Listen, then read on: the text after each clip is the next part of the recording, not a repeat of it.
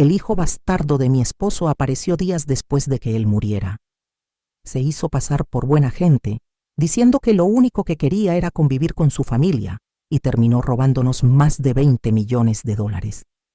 No exagero, ni una sola palabra. Destruyó la paz de mi casa, intentó dividir a mis hijas y me dejó en la quiebra. Lo cuento no solo para desahogarme, sino para que quien me escuche entienda que las peores traiciones a veces vienen disfrazadas de lazos de sangre. Antes de comenzar, cuéntame en los comentarios desde dónde nos estás mirando y no olvides dejar tu me gusta y suscribirte para escuchar más historias reales como esta. Hola, me llamo Claudia Ramírez. Estuve casada con Héctor Álvarez durante más de 20 años. Nos conocimos en Guadalajara, en una reunión universitaria organizada por un amigo en común. Desde el principio me sorprendió su forma de ser. Educado, atento, seguro de sí mismo.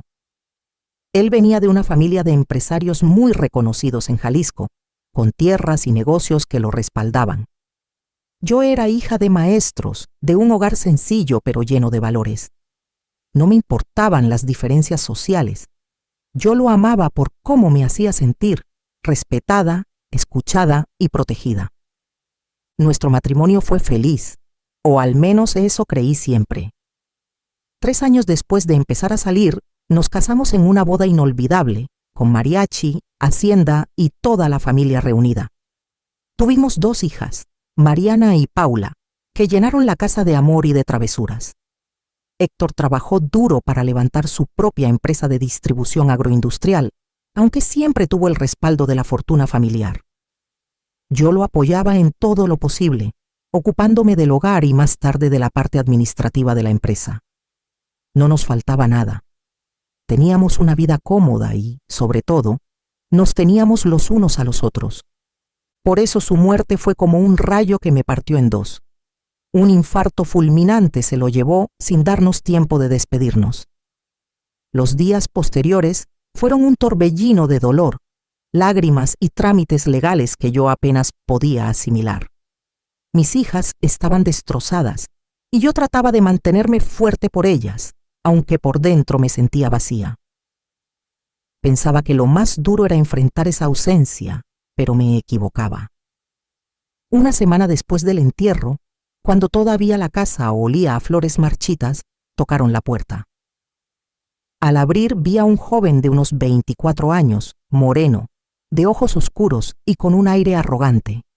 Se presentó como Adrián y con voz firme dijo: «Soy hijo de Héctor, vengo a conocer a mi familia». La forma en que lo dijo me atravesó como un cuchillo. No hubo tacto ni prudencia, solo una seguridad insolente que me dejó helada. Mariana y Paula estaban en la sala, con los ojos hinchados de llorar, y cuando escucharon la palabra hijo, se quedaron rígidas, como si el mundo hubiera dado un giro brusco. Le pedí a Adrián que pasara a la cocina para hablar en privado. Se sentó sin esperar invitación, cruzó las manos sobre la mesa y me sostuvo la mirada con una mezcla de desafío y falsa ternura. «No busco problemas, señora Claudia», dijo. «Solo quiero conocer a mis hermanas y estar cerca de la familia que nunca tuve». Aquella frase, tan bien colocada, me pareció un guión más que una emoción. Aún así, respiré hondo y respondí con calma: «Si eres quien dices ser, mereces respeto, pero estás llegando a una casa de duelo. Aquí nos movemos con respeto». Esa primera conversación fue una obra calculada. Habló de su infancia difícil, de una madre que luchó sola, de mudanzas constantes y colegios públicos. Dijo que no venía por dinero, que su intención era cerrar un ciclo y construir un vínculo con sus supuestas hermanas. Me pidió una oportunidad con palabras medidas, con ese tono que encandila a quien quiere creer. Yo no soy ingenua, pero aquel día el dolor me tenía desarmada. Acordamos vernos de nuevo, con mis hijas presentes, para decidir cómo avanzar. Antes de salir, caminó por el pasillo mirando las fotos familiares.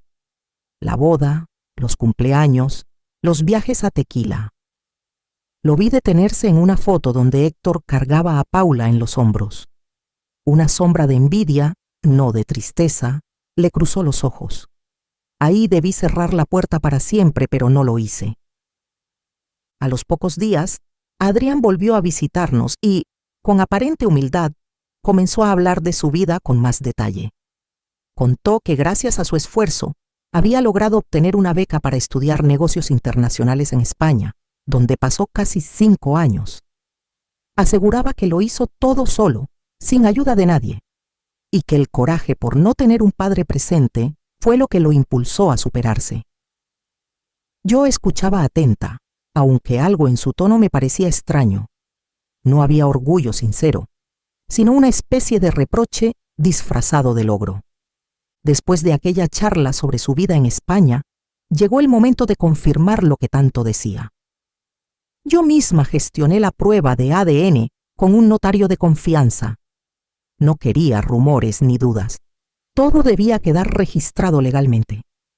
El día que nos entregaron los resultados, el corazón se me encogió. No había margen de error. Adrián era hijo biológico de Héctor. Mis hijas lo tomaron con sorpresa y silencio. Mariana bajó la mirada, tratando de asimilar que su padre, a quien siempre idealizó, había tenido un pasado oculto. Paula, en cambio, preguntó con voz temblorosa: ¿entonces sí es nuestro hermano? Yo, con un nudo en la garganta, solo pude asentir. Adrián aprovechó ese momento para lucirse. No quiero nada de dinero ni herencias, dijo con dramatismo. Lo único que quiero es compartir con ustedes lo que me negaron toda mi vida, una familia. Sus palabras parecían sinceras, y por un instante hasta me conmovió. Pero detrás de sus ojos había algo que no lograba descifrar, una especie de brillo frío que no era propio de quien pide cariño, sino de quien mide cada movimiento como parte de un plan. Yo decidí darle una oportunidad, aunque con reservas, porque en el fondo quería honrar la memoria de Héctor y creer que podía reparar aquella fractura. Los días siguientes se mostró servicial, atento, incluso amable con mis hijas. Les hablaba de sus años en Europa, de todo lo que había aprendido en clases de comercio internacional, de profesores estrictos y de proyectos que parecían sacados de revistas de negocios. Mariana lo escuchaba fascinada, y Paula lo veía como alguien interesante que llegaba a llenar un hueco enorme en la familia. Fue entonces cuando lanzó la primera semilla. Si quieren, puedo ayudar en la empresa de papá. No necesito sueldo ni privilegios, solo un espacio para demostrar que puedo aportar. Yo dudé. No quería que se metiera en lo que Héctor había construido con tanto esfuerzo, pero también pensaba que rechazarlo de inmediato sería interpretado como desconfianza. Al final acepté que empezara con cosas pequeñas, revisar reportes, hacer presentaciones, dar ideas para nuevos mercados. Su formación en negocios internacionales parecía útil y, con mis hijas ilusionadas, terminé convenciéndome de que darle esa oportunidad era lo más justo. Lo que no imaginaba era que aquel paso era el inicio del desastre. Adrián no había llegado a sumar, sino a abrir grietas en los cimientos de nuestra empresa y de nuestra familia. Al principio parecía un muchacho comprometido. Llegaba temprano, saludaba a todos con una sonrisa estudiada y se ofrecía a ayudar en lo que hiciera falta. Los empleados, que aún lloraban la ausencia de Héctor, lo recibieron con cierta simpatía. Al fin y al cabo, llevaba la misma sangre. Yo lo veía entrar y salir de las oficinas con carpetas en la mano, revisando números, presentando estrategias en juntas improvisadas. Mariana, que siempre soñó con emprender, se sentía orgullosa de tenerlo como hermano y hasta empezó a confiarle sus propias ideas de negocio. Paula lo admiraba como si fuera un mentor. Adrián se encargaba de reforzar esa imagen de buen hijo. Me hablaba con respeto, me ofrecía café en las reuniones y me decía: «No se preocupe, señora, yo me encargo de que la empresa siga adelante como papá lo hubiera querido». A veces me conmovía escucharlo, porque pensaba que quizá, en medio de tanto dolor, la vida me estaba dando la oportunidad de recuperar un pedazo de Héctor en ese joven. No me daba cuenta de que cada gesto suyo era parte de una obra cuidadosamente actuada. Poco a poco empezó a pedirme más acceso. Para poder trabajar bien necesito ver las cuentas de proveedores, me dijo una tarde. Otro día, sería bueno revisar las transferencias internacionales para mejorar las tasas de cambio. Y yo, confiada, firmaba autorizaciones pensando que se trataba de trámites normales. Adrián tenía un vocabulario técnico, hablaba de mercados emergentes, de oportunidades en Asia y de fondos de inversión que sonaban legítimos. Usaba su título en negocios internacionales como escudo, y yo, que nunca tuve esa formación, me sentía obligada a confiar en su criterio. Lo que yo no sabía es que detrás de esas pantallas y carpetas estaba desviando dinero de manera silenciosa. Movía fondos a cuentas que él mismo había abierto en paraísos fiscales, justificando todo con informes llenos de tecnicismos que pocos entendían. Nadie sospechaba, porque las cantidades eran pequeñas al inicio, casi invisibles. Pero con el tiempo, las sumas crecieron como un agujero en la pared que, sin darnos cuenta, se volvió un boquete enorme. Y mientras tanto, Adrián seguía sonriendo, mostrándose como el hermano perdido que solo buscaba unión y armonía familiar. Con el paso de los meses, Adrián empezó a tener acceso a áreas cada vez más delicadas. Primero fueron los reportes de compras, luego las cuentas bancarias internacionales y, sin que yo me diera cuenta, terminó involucrándose en los contratos más grandes. Lo hacía con un aire de humildad que confundía. «Déjeme a mí, Claudia, usted ya tiene demasiado encima con las niñas». Y yo, agotada por el duelo y confiada en que él estaba aportando, le dejé más espacio del que debía. Lo que era apoyo se convirtió en control casi total. En la oficina su presencia era cada vez más fuerte. Algunos empleados lo veían como el nuevo líder, el heredero natural. Se movía entre escritorios con una seguridad que imponía, revisaba todo y tomaba decisiones sin consultarme. Cuando yo le hacía alguna observación, me respondía con frases amables pero cortantes. «Confíe, yo sé lo que estoy haciendo». Al inicio pensé que era entusiasmo juvenil, pero pronto me di cuenta de que lo que buscaba era desplazarme poco a poco. Lo más doloroso fue cómo empezó a tensar la relación con mis hijas. A Mariana le susurraba que yo no entendía nada de negocios modernos, que lo mejor era dejarlo innovar. A Paula la convencía de que yo estaba siendo injusta con él, que no lo veía como parte de la familia.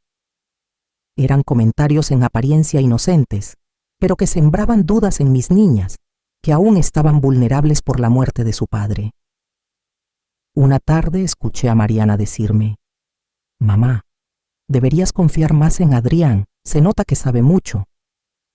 Sentí un puñal en el corazón, porque ya empezaba a voltear a mis hijas en mi contra. Yo intentaba mantener la calma, convencerme de que era mejor aceptar su ayuda que enfrentarlo, pero algo dentro de mí me decía que había un plan oculto. Sus ojos no brillaban con cariño, sino con cálculo. Empecé a revisar las cuentas por mi cuenta, a observar movimientos extraños, a notar retrasos en pagos que antes eran puntuales. Todo parecía demasiado coincidente, y aunque aún no tenía pruebas sólidas, ya podía sentir que ese joven no había venido a convivir con su nueva familia, sino a destruirnos desde adentro. El primer aviso serio llegó de un proveedor con el que trabajábamos desde hacía años. Me llamó directamente para preguntarme por qué no se había liquidado una factura importante. Me extrañó, porque siempre fuimos puntuales. Revisé con Adrián y me mostró un comprobante de transferencia. «Todo está en orden, seguro fue un error del banco», me dijo, con esa seguridad que casi convencía. Pero algo en su tono me hizo ruido. Yo misma fui a revisar los estados de cuenta, y ahí noté la primera irregularidad. El dinero sí había salido, pero no hacia la cuenta del proveedor. Al principio pensé que podía ser un error administrativo. Pedí a contabilidad que revisara más a fondo y encontré varios pagos duplicados o con destinos distintos a los habituales. Cuando pregunté, Adrián me respondió con un mar de tecnicismos.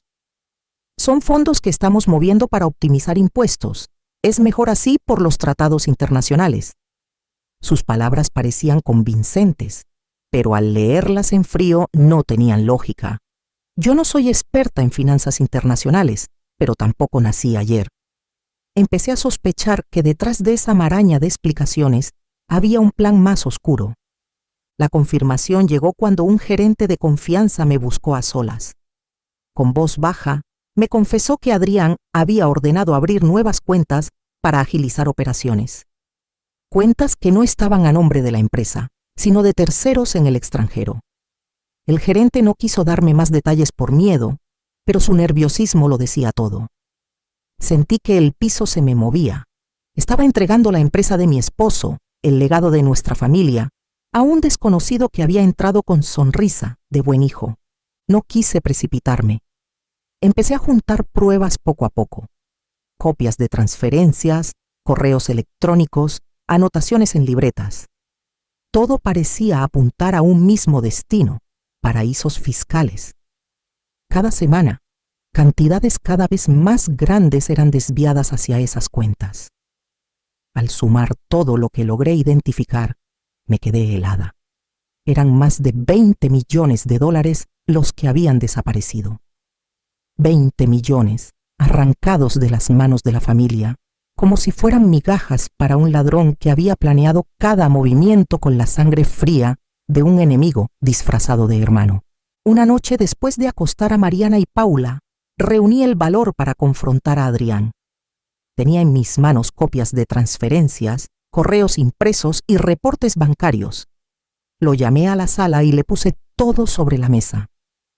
«Explícame esto», le dije con la voz temblando pero firme. Él ni siquiera se inmutó. Tomó los papeles, los hojeó con calma y sonrió, como si yo fuera una niña confundida. «Claudia, usted no entiende cómo funcionan los negocios internacionales. Esto es normal, es estrategia fiscal. Está exagerando». Le respondí que no era ninguna ignorante, que durante años había llevado las cuentas con Héctor y que nunca, jamás, se habían movido cantidades tan grandes de esa manera. Entonces dejó de sonreír y su mirada se endureció. «Pues si no confía en mí, allá usted. Pero yo solo estaba tratando de ayudar. Pregúntele a sus hijas. Ellas sí creen en mí». Sentí un escalofrío cuando usó a Mariana y Paula como escudo. Era evidente que había estado trabajando en envenenarles el corazón contra mí. Esa misma noche, Mariana bajó a la sala y al vernos discutir, me dijo con tono molesto: «Mamá, ¿por qué siempre desconfías de Adrián? Él sabe más que tú de negocios. Tal vez deberías dejarlo trabajar en paz». Fue como recibir una puñalada. Paula, en cambio, se quedó callada en las escaleras con la mirada confundida sin saber de qué lado ponerse. Adrián se aprovechó del momento, poniéndose de pie y fingiendo indignación. «No se preocupe, señora, yo no necesito demostrar nada. Si no me quieren aquí, me voy». Yo sabía que era teatro, pero también sabía que mis hijas estaban vulnerables. No podía correrlo de inmediato sin pruebas contundentes, porque él ya había sembrado la idea de que yo era injusta con él. Respiré profundo y respondí con frialdad: «No te vas a ningún lado hasta que todo esto quede claro. Y si tienes la conciencia limpia, no tendrás problema en que revisemos todo a detalle». Adrián asintió, con esa sonrisita irónica que me heló la sangre. Supe que la batalla apenas empezaba y que él estaba dispuesto a destruirnos desde adentro, incluso usando a mis propias hijas contra mí. Después de aquella confrontación, entendí que sola no podría con él. Adrián era inteligente, frío y calculador. Sabía cómo manipular a mis hijas y cómo disfrazar cada movimiento con tecnicismos. Si quería detenerlo, necesitaba aliados. Al día siguiente busqué a Roberto Medina, el contador de confianza que había trabajado con Héctor por más de 15 años. Le pedí una reunión discreta y le mostré las transferencias sospechosas. Al revisarlas, frunció el ceño. «Claudia, esto no es normal. Aquí hay triangulación de cuentas y movimientos hacia paraísos fiscales. Si seguimos tirando del hilo, va a salir algo muy grave. Con la ayuda de Roberto, empecé a reunir más pruebas. Revisamos estados de cuenta, contratos, correos electrónicos y órdenes de pago. Todo parecía cuidadosamente diseñado para pasar desapercibido. Montos repartidos en pequeñas fracciones, destinos con nombres de empresas fantasma, firmas digitales que simulaban autorizaciones. Era un rompecabezas hecho a propósito para confundir, pero pieza por pieza lo fuimos armando. La cifra total era escalofriante. Más de $20 millones desviados en menos de un año. También recurrí a un abogado de la familia, el licenciado Martínez, quien me recomendó actuar con mucha precaución. No lo enfrentes todavía. Si él percibe que lo tienes acorralado, puede huir y llevarse lo que falta. Necesitamos pruebas contundentes y un movimiento legal calculado. Sus palabras me helaron, porque significaba convivir más tiempo con ese hombre bajo el mismo techo de la empresa, fingiendo normalidad mientras seguía robando. Pero sabía que era lo correcto. En paralelo, traté de recuperar la confianza de mis hijas. Con Mariana fue difícil. Adrián la tenía embelesada con promesas de emprender juntos y abrir mercados internacionales. Con Paula encontré más apertura. Una noche la vi llorar en su habitación y me confesó que no confiaba del todo en él, que había escuchado conversaciones raras por teléfono en otro idioma, con un tono que le daba miedo. Le pedí que no dijera nada todavía y que confiara en mí. Fue un respiro en medio de la tormenta, porque al menos una de mis hijas veía lo que yo veía, que Adrián no buscaba familia, sino poder y dinero a costa de nosotros. Adrián no era tonto. Con su experiencia y esa malicia que traía en la sangre, pronto notó que algo había cambiado. Yo ya no lo escuchaba con la misma sumisión, empezaba a cuestionar sus decisiones y además pasaba más tiempo revisando papeles con Roberto. Una tarde entró sin avisar a mi oficina y me dijo con un tono entre cínico y burlón: ¿y tanto trabajo con el contador? ¿No confía en mí?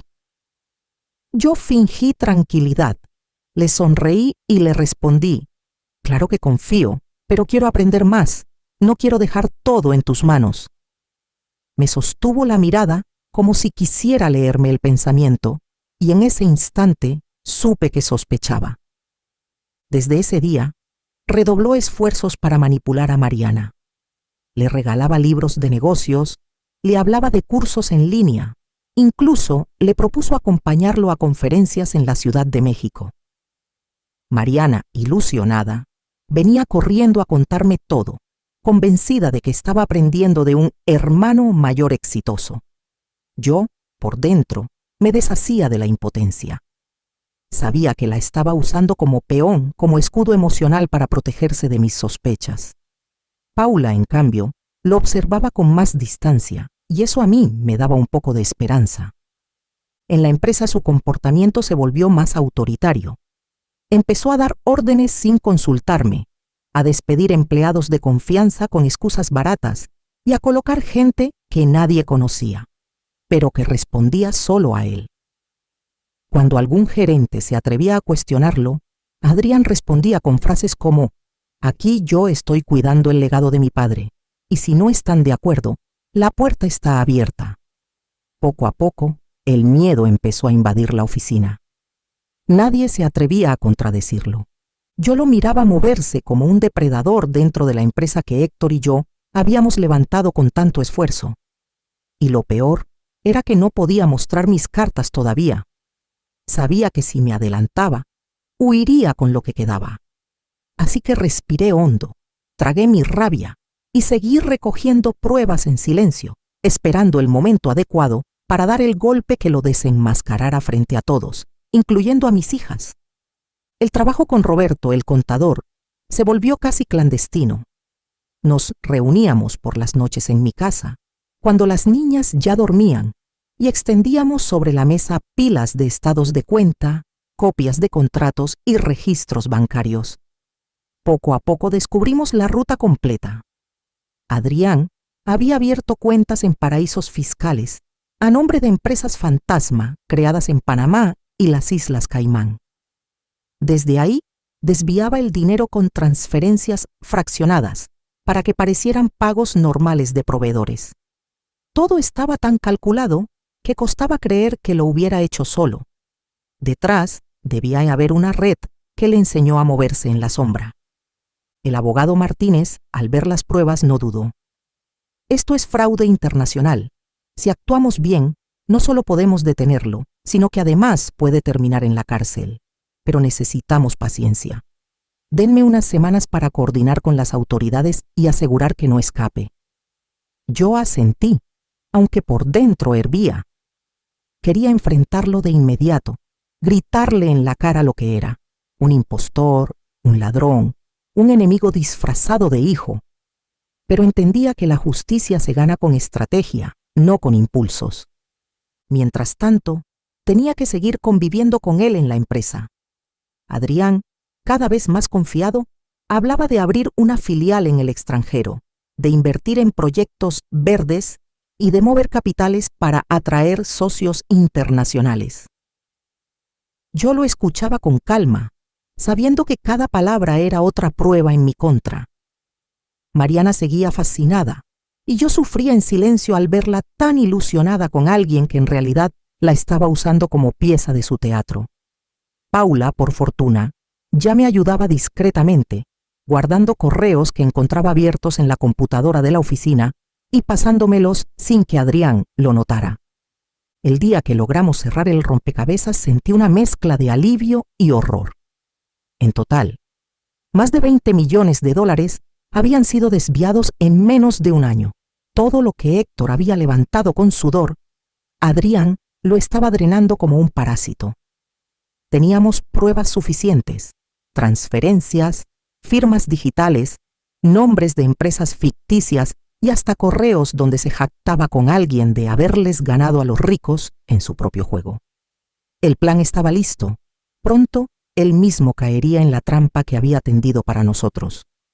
El licenciado Martínez me aconsejó hacer todo de manera pública, para que no quedara duda de quién era Adrián y de lo que había hecho. Así que convoqué a una junta extraordinaria en la empresa, con todos los gerentes y directivos presentes.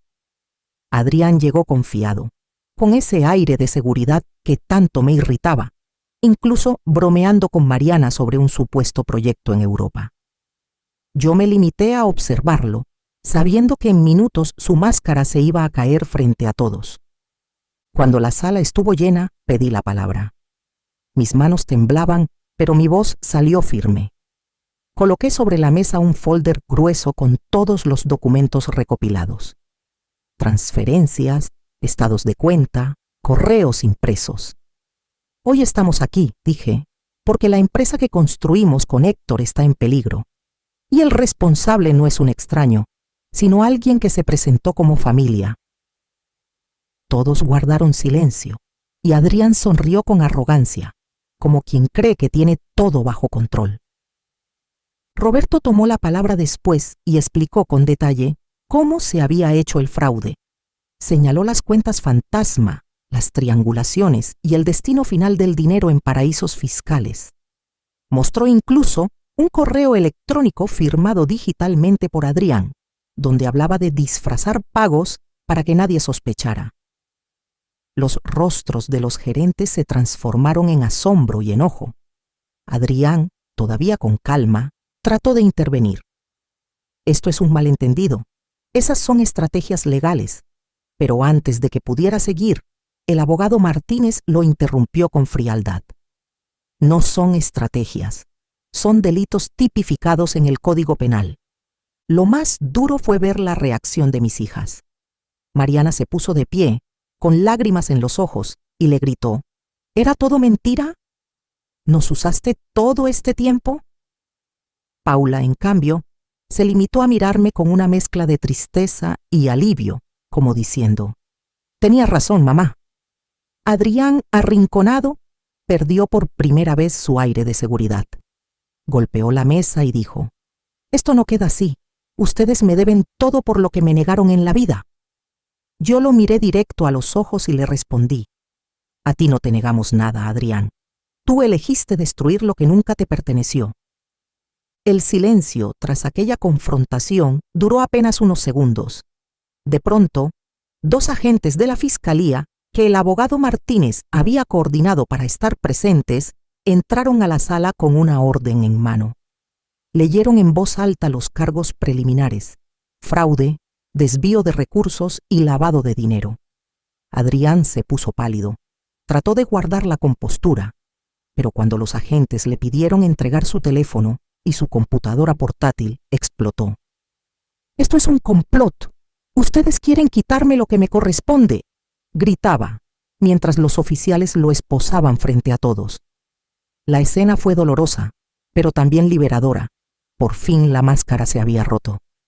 Mariana lloraba desconsolada, repitiendo una y otra vez que no podía creerlo. Paula la abrazaba, tratando de calmarla, mientras yo me mantenía firme, aunque por dentro me temblaba todo el cuerpo. No era fácil ver a alguien que había llamado hermano salir escoltado como delincuente, pero era necesario. Al día siguiente, los noticieros locales ya hablaban del escándalo. Hijo bastardo acusado de fraude millonario en empresa jalisciense. La vergüenza pública fue un golpe duro, pero al mismo tiempo sirvió para demostrar que nosotros no encubríamos nada. En la empresa, el ambiente quedó dividido. Algunos empleados se sentían culpables por haber confiado en él. Otros estaban furiosos por la traición. Yo reuní a todo el personal y les hablé con el corazón. Héctor levantó esta empresa con trabajo honesto, y yo voy a honrar ese esfuerzo. No vamos a dejar que un impostor la destruya. Esa frase sencilla se volvió un compromiso. Poco a poco, fuimos recuperando la confianza de proveedores y clientes, aunque no fue fácil limpiar el desastre financiero. Los 20 millones desviados eran un hueco que dolía, y aún sabiendo que parte podía recuperarse con procesos legales, el daño inmediato era enorme. Mientras tanto, Adrián quedó en prisión preventiva. Su defensa intentó culpar a terceros, alegar que había sido manipulado, incluso decir que tenía derecho por ser hijo de Héctor. Pero las pruebas eran tan claras que nadie dudaba de su culpabilidad. Su madre, aquella mujer de la que apenas habíamos oído hablar, apareció en una audiencia. Con lágrimas fingidas me culpó a mí y a mi familia de haberlo rechazado y orillado a eso. La miré con frialdad, porque sabía la verdad, que ella había sembrado en su hijo un resentimiento tan profundo que lo había consumido.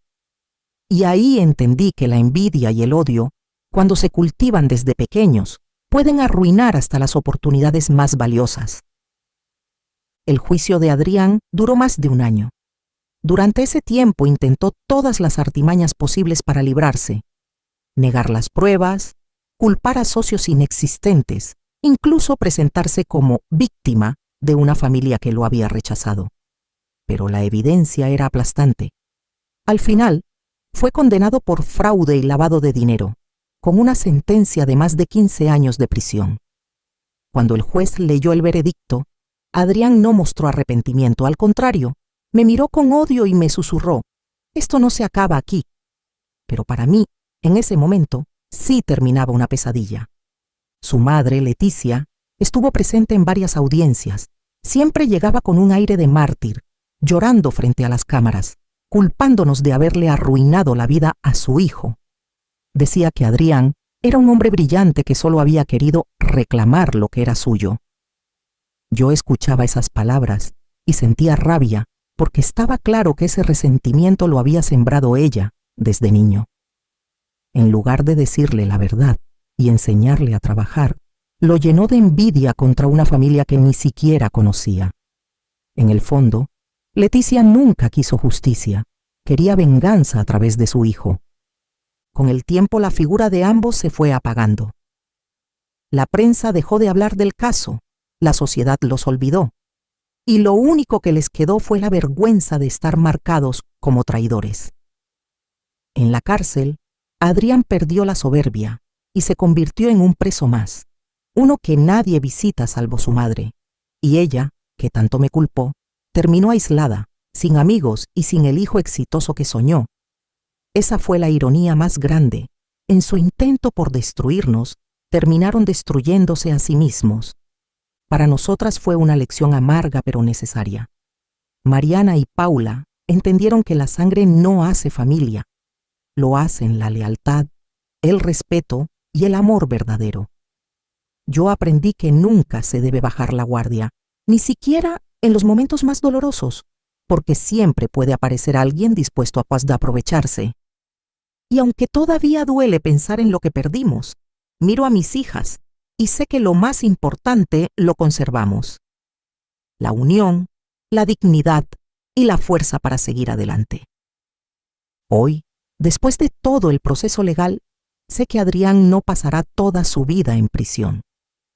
Con reducciones de pena y beneficios, se calcula que saldrá en apenas 2 años. Esa idea me inquieta, porque no sé qué hará cuando recupere la libertad. Mi mayor temor es que intente acercarse de nuevo a Mariana y Paula, que intente manipularlas con su discurso de siempre.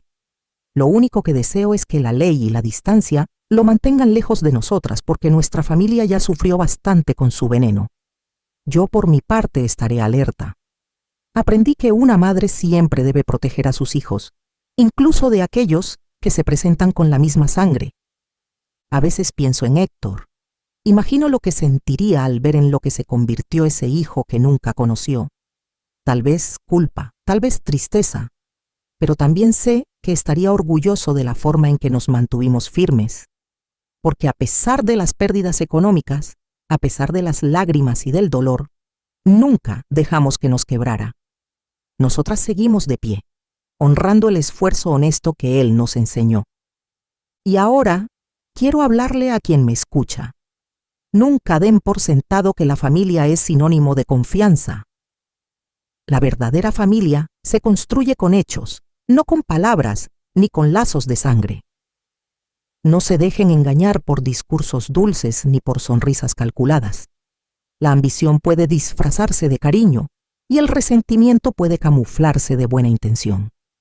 Lo aprendí de la peor manera, pero lo digo con el corazón en la mano. Más vale desconfiar un poco que entregar todo y después perderlo. La vida me enseñó que la riqueza no está en los millones de dólares que un impostor puede robar, sino en la capacidad de resistir, de seguir adelante con dignidad. Mariana, Paula y yo hemos demostrado que se puede renacer de las cenizas si hay unión verdadera. Esa es la herencia más grande que quiero dejar, que el amor limpio siempre será más fuerte que la envidia y que la traición. Gracias por escucharme hasta el final. No es fácil abrir el corazón y revivir una historia tan dolorosa, pero siento que tenía que hacerlo, porque no quiero que nadie más pase por lo mismo que mis hijas y yo vivimos. Si esta experiencia sirve de advertencia, entonces el sufrimiento no habrá sido en vano. Hoy sé que la confianza es un tesoro que no se entrega a cualquiera, y que el verdadero valor de una familia está en quienes se quedan cuando todo se derrumba. Yo me quedo con eso, con Mariana, con Paula, con el recuerdo de Héctor y con la fuerza que me sostiene día a día. Eso es lo que me mantiene viva y lo que me impulsa a seguir adelante, aunque el miedo de que Adrián reaparezca siga rondando como una sombra. A quienes están escuchando, cuiden a los suyos. No permitan que la ambición de otros destruya lo que construyeron con tanto esfuerzo. Y recuerden que no hay peor enemigo que aquel que se esconde bajo la máscara de la familia. Yo lo aprendí de la forma más dura, y por eso hablo hoy con la voz firme, aunque el corazón aún tenga cicatrices. Me despido deseándoles que nunca tengan que pasar por algo parecido, que su hogar esté lleno de paz, de respeto y de amor verdadero, y que, pase lo que pase, siempre encuentren la fortaleza para levantarse, porque al final eso es lo que realmente nos salva.